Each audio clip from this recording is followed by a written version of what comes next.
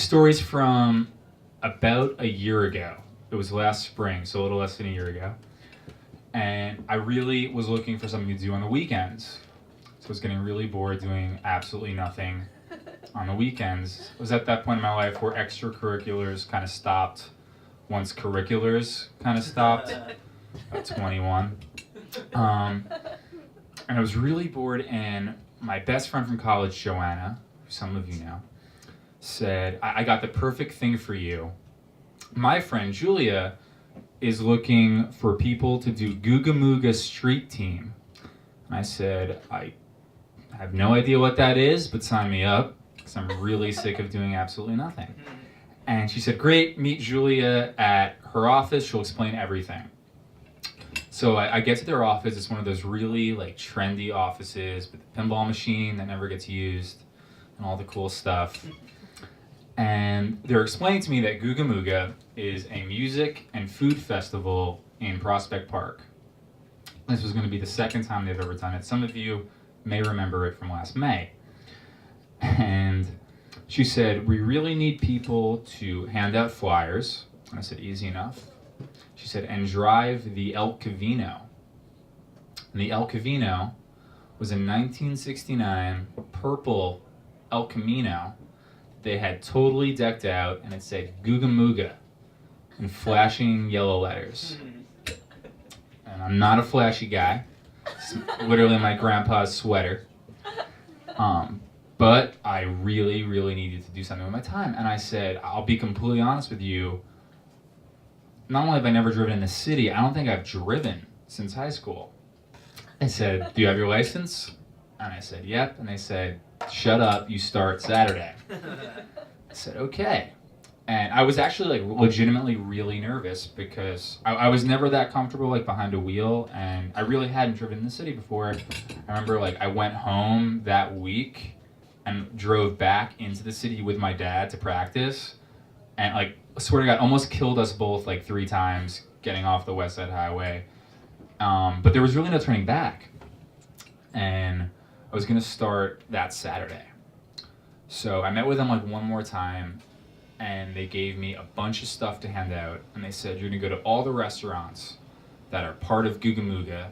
You're gonna hand out these flyers, and then at the end of the night, you're gonna take it to a concert at Webster Hall and just kind of hang out outside the concert and hand out more flyers. And it was like already kind of a stressful weekend because some other stuff. And this was like 50 or 60 restaurants I was supposed to hit up throughout Manhattan and a lot in Brooklyn, and like the horrible parts in Brooklyn that I should never ever go to, like Red Hook. Just because I don't like expensive lobster rolls. It's completely safe, but not for me. So I get up like really early with all my flyers, and I'm doing it. And I'm shocked, but I'm actually doing it. And I'm like checking off all these restaurants. People are like honking at me, but like the cool honks, and I'm giving them like the thumbs up. I'm getting the lead out. I'm blasting Led Zeppelin. Doing Get Lucky. Get Lucky had just come out, so that was kind of my jam. And I'm loving it. And then there was one more restaurant.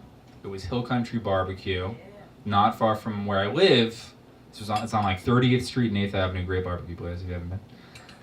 And it was my last place, and I hadn't like eaten all day because I was so nervous. I was like, you know what, I'm gonna grab some food, I'll hang out here for a little bit, and then I even have time to stop by my apartment before I gotta go to this concert. And I thought I would take a nap. I would eat a little bit, drive home, take a nap, and go to this thing. It was gonna be perfect. And I'm just happy I haven't killed anybody and the car's in one piece.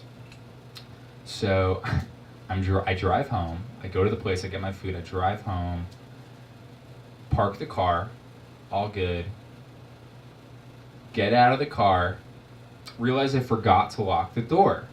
So I go, like it was a really old car, you had to like turn it a bunch, drop the only pair of keys down the gutter.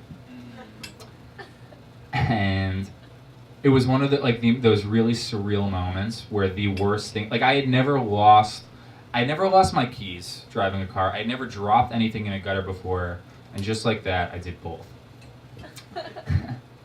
So I did what any normal 22-year-old would do. I called my mom and just started hysterically crying.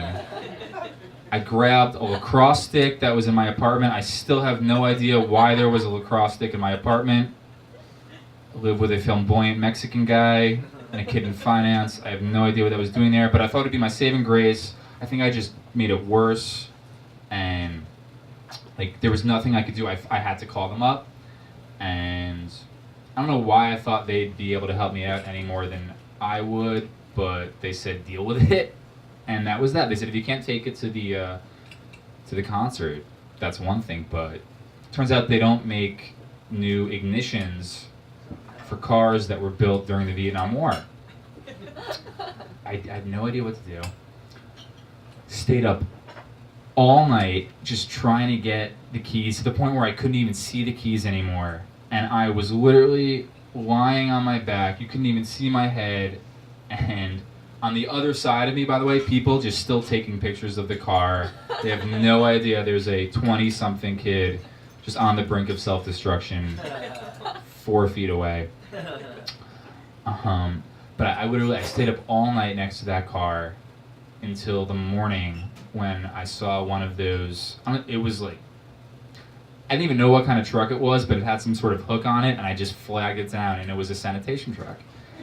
And luckily, the guy was able to at least open the gutter, and right when the guy was like, I don't think you're gonna find the key, I saw it.